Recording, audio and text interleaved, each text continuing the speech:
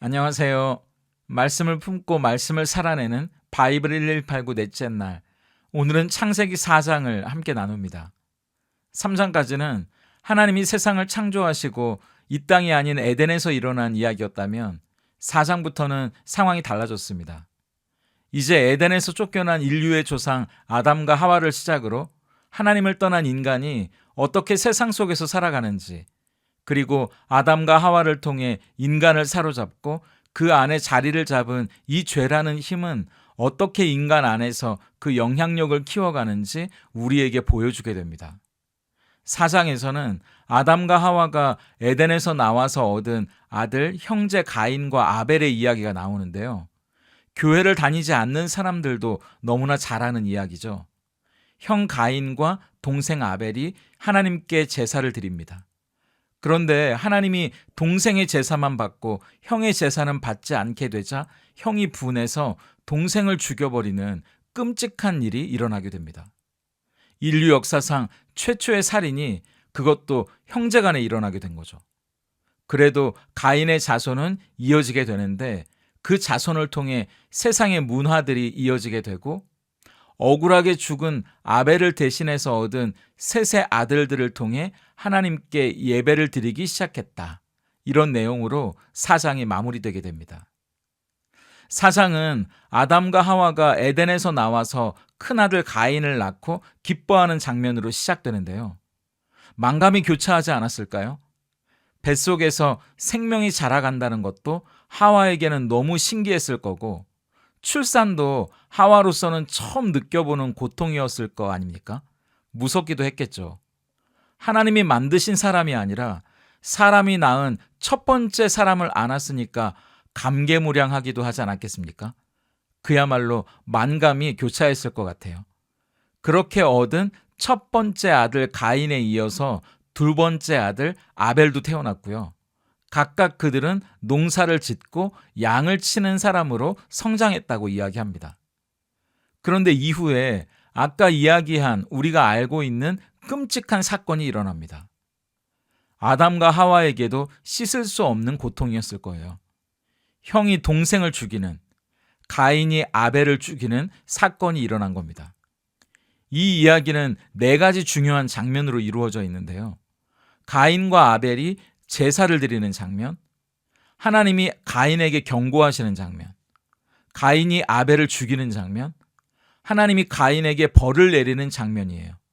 각각의 장면이 우리에게 주는 의미가 크다고 보는데요. 한 장면씩 살펴볼까요?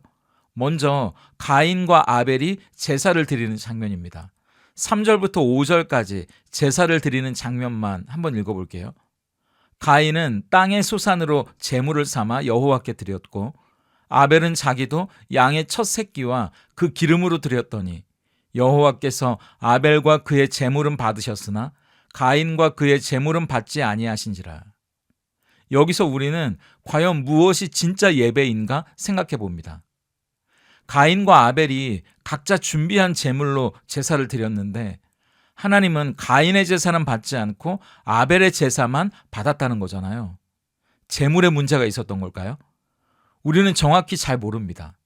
다만 히브리서는 믿음으로 아벨은 가인보다 더 나은 제사를 하나님께 드렸다고 말하는 걸 알고 있어요. 창세기 말씀도 마찬가지입니다. 제물만 받고 제물만 받지 않으신 게 아니고요.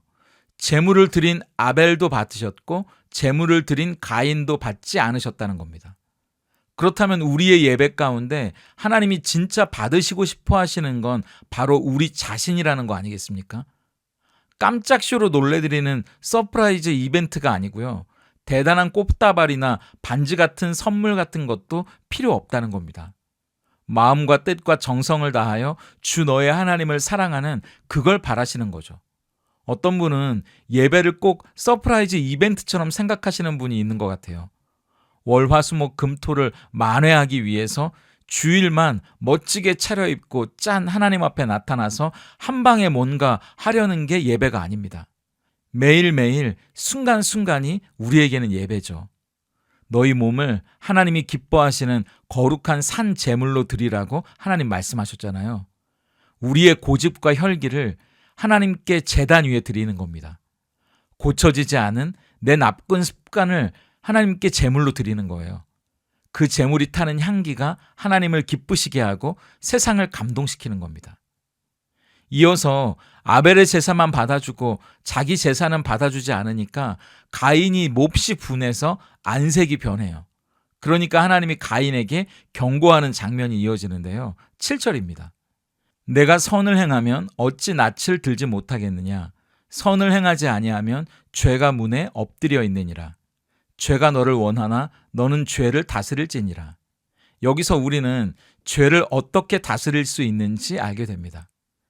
지금 하나님이 아벨의 제사만 받아주니까 얼마나 질투가 나고 화가 났겠습니까?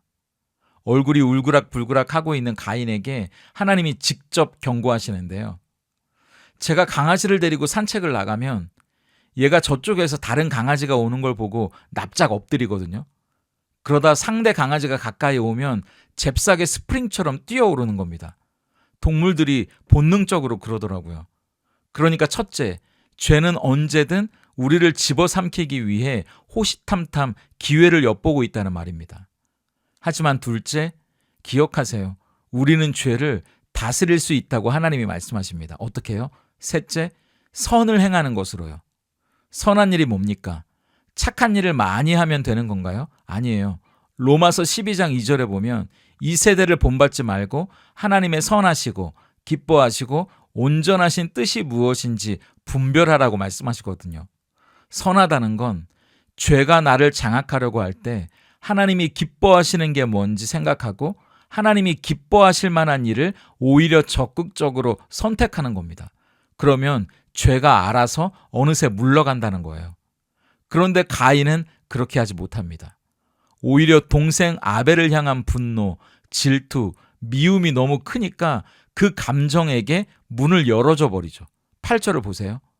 가인이 그의 아우 아벨에게 말하고 그들이 들에 있을 때에 가인이 그의 아우 아벨을 쳐 죽이니라. 일어나지 않았으면 좋을 일이 급기야 일어나고 맙니다. 저는 이걸 보면서 죄의 심각성에 대해서 다시 한번 느끼게 돼요. 첫째, 가인은 하나님의 멘토링까지 들었잖아요. 세상 누가 하나님에게 직접 멘토링을 받습니까? 그런데도 죄를 다스리기는 참 어렵구나 싶은 거예요. 우리도 하나님의 말씀에 귀를 기울이지 않으면 언제든 넘어질 수 있어요. 쓰러질 수밖에 없는 존재라는 겁니다. 둘째, 죄는 그 자리에 안 있고 점점 확산되는구나. 죄는 점점 커지는 거구나 싶은 거예요. 아담과 하와에게서 끝났다면 얼마나 좋습니까? 근데 죄는 가르쳐주지 않아도요, 점점 확산되는 겁니다. 그리고 점점 커지는 거예요. 아담과 하와에게는 죄가 불순종의 죄였다면 가인에게 와서는 그 불순종이 살인이라는 죄로 점점 더 커지고 세지는 겁니다. 아담은 하나님이 죄를 짓고 나서 그를 찾는 하나님 앞에서 몸을 피해 숨거나 변명하는 데 그쳤다면 가인은 오히려 뻔뻔하게 거짓말까지 하잖아요. 자기는 모른다고, 내가 내 아우를 지키는 자냐고 하나님 앞에 대드는 데까지 죄가 커집니다. 그런 가인을 하나님은 결국 심판하시는데 12절을 보세요. 내가 밭을 갈아도 땅이 다시는 그 효력을 내게 주지 아니할 것이요 너는 땅에서 피하며 유리하는 자가 되리라. 어제도 보셨잖아요. 죄에는 반드시 심판이 따릅니다. 아담과 하와는 에덴에서 추방당했는데 가인은 자기가 농사짓던 땅에서 추방을 당해요. 땅을 경작해서 농사짓던 가인에게 아마 하늘이 무너지는 것 같았겠죠. 그러자 가인이 하나님께 이야기합니다. 13절. 가인이 여호와께 아뢰되 내 죄벌이 지기가 너무 무거우니이다. 저는 이걸 보면서 지금이라도 가인이 하나님 앞에 무릎 꿇고 하나님이 잘못했습니다 말했다면 얼마나 좋았을까 싶더라고요. 그런데 그렇게 못하잖아요. 그런데 참 이해가 안 되는 게요. 하나님은 동생 아벨을 죽인 살인자면서 정작 자기는 누군가 자기를 죽이려는 사람을 만날까 봐 두렵다고 자기를 보호해달라고 비는 가인의 소원을 들어주십니다. 그래서 가인에게 사람들이 알아볼 수 있도록 은혜의 표를 주셔서 가인을 살려주세요. 가인을 보호해 주십니다. 뭔가 작은 꼬투리라도 잡히기만 해봐라 하면서 우리를 탈탈 터는 그런 분이 하나님이 아니라 하나님의 관심은 우리를 보호해 주시고 우리를 살리는 데 있다는 걸 보여주시죠. 이어서 16절을 보세요. 가인이 여호와 앞을 떠나서 에덴 동쪽 놋 땅에 거주하더니, 가인은 죄를 짓고 축복의 근원인 하나님을 떠나서 이제 살아가게 됩니다. 놋이라는 땅의 이름에는 방황한다, 슬퍼한다는 뜻이 있거든요. 우리가 하나님을 떠나서 살아가면 이제 슬픔 가운데 방황하면서 살아갈 수밖에 없는 겁니다. 그런데 17절에 가인이 성을 쌓았다고 되어 있거든요. 사람들이 제법 늘어났다는 거 아닙니까? 그러면서 가인이 낳은 자손들의 이름이 쭉 나와요. 목축업으로 성공하는 야발이라든지, 수금과 퉁소로 악기 연주에 한 획을 긋는 유발이라든지, 굴이나 쇠로 여러 기구를 만드는 금속 가공 장인 두발가인까지 가인의 자손들이 그야말로 세상에서 잘 나가는 사람들이 된 것 같이 보입니다. 그런데 23절, 24절에 보면 그 야발과 유발과 두발가인의 아버지였던 라멕이라는 사람이 어떤 사람인지 보여주는데요. 라멕의 아내들에게 이르되 아다와 실라여 내 목소리를 들으라. 라멕의 아내들이여 내 말을 들으라. 나의 상처로 말미암아 내가 사람을 죽였고 나의 상함으로 말미암아 소년을 죽였도다. 가인을 위하여는 벌이 7배일진데 라멕을 위하여는 벌이 77배 1이로다 하였더라. 저는 보면서 사람은 어쩔 수 없구나 싶은 겁니다. 잘 나가면 교만해지는 거예요. 하나님이 도와주실 필요도 없고 이제는 자기가 직접 내가 77배로 갚아주겠다고 허풍을 치는 겁니다. 이제는 무서운 게 없는 거예요. 죄를 지어도 부끄러운 줄도 모르고 자랑처럼 떠버리고 다니는 겁니다. 돈을 많이 벌면 뭘 합니까? 아무리 매스컴에 오르내리는 유명한 목축업자, 악기 연주자, 금속 가공업자, 건축업자로 잘 나가면 뭐해요? 그 사람들은 하나님께 관심이 없습니다. 그리고 하나님도 그들에게는 관심이 없어요. 사장의 마지막은 하나님께 관심을 둔 사람들, 그리고 하나님이 관심을 둔 사람들은 따로 있다는 걸 보여줍니다. 아벨이 죽고 난 뒤에 아담이 셋이라는 아들을 다시 얻거든요. 그리고 셋이 에노스라는 아들을 낳는데요. 그때 비로소 여호와의 이름을 부르게 되었다고 이야기합니다. 26절이에요. 셋도 아들을 낳고 그의 이름을 에노스라 하였으며 그때 사람들이 비로소 여호와의 이름을 불렀더라. 이 땅에서 가난하게 살든 부자로 살든 유명하게 살든 무명하게 살든 중요한 것은 하나님을 진정으로 예배하며 사는 사람들이야말로 하나님께 관심을 두는 사람들이라는 겁니다. 그리고 하나님은 그렇게 하나님의 이름을 부르는 사람들에게 관심을 두고 계신다는 거예요. 겉으로 볼 때는 세상에서 잘 나가는 사람들, 성공한 사람들, 대단해 보이는 사람들이 멋있어 보일 수는 있겠죠. 하지만 결국 하나님은 하나님의 이름을 부르는 사람들을 통해 일하십니다. 하나님의 이름을 부르는 사람들의 자손으로 예수님이 태어나지 않습니까? 세상적으로 대단하고 성공한 사람들을 부러워하거나 스스로 열등감을 가질 필요도 없어요.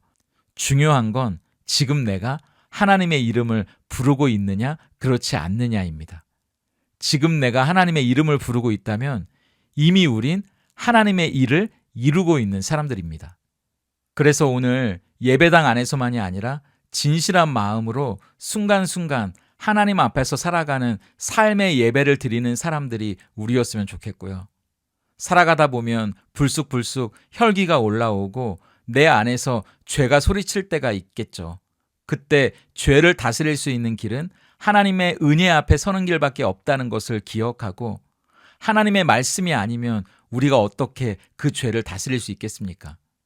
죄가 우리 앞에 엎드리고 우리를 쏘아볼 때 죄의 귀를 기울이는 것이 아니라 하나님이 기뻐하시는 뜻이 어디에 있는지 선한 일을 행하면 죄를 다스릴 수 있다고 말씀하신 하나님의 음성을 기억하고 오늘 하나님이 기뻐하시는 일을 행하는 하루가 될 수 있기를 바랍니다.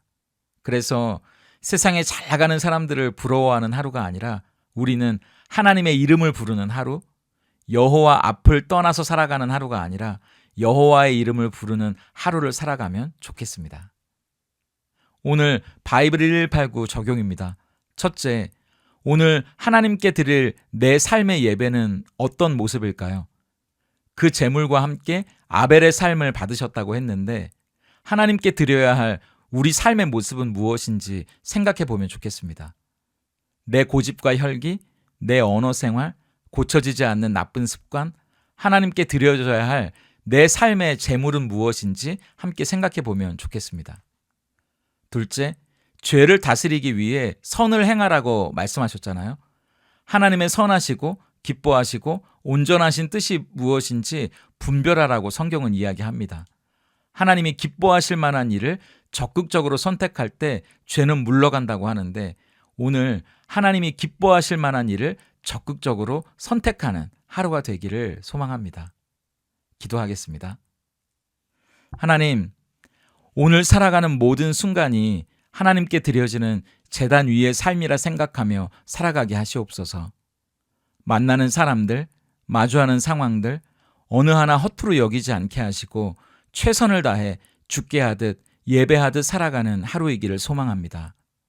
그러므로 제 안에 혈기가 고개를 들고 죄가 소리를 지를 때 오히려 하나님의 선하시고 기뻐하시고 온전하신 뜻이 무엇인지 듣기 위해 귀를 열게 하시옵소서.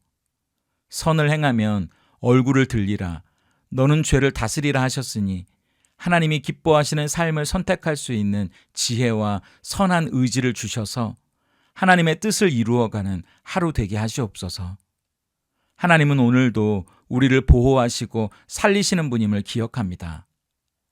가인이 받은 은혜의 표와는 견줄 수 없는 놀라운 십자가 은혜의 표가 우리에게 있으니 세상의 화려함과 성공을 부러워하지 않게 하시고 어떤 힘들고 어려운 상황 속에서도 여호와 하나님의 이름을 부르며 그 이름의 영광을 위해 살아가는 하루 되게 하시옵소서. 예수님의 이름으로 기도드립니다.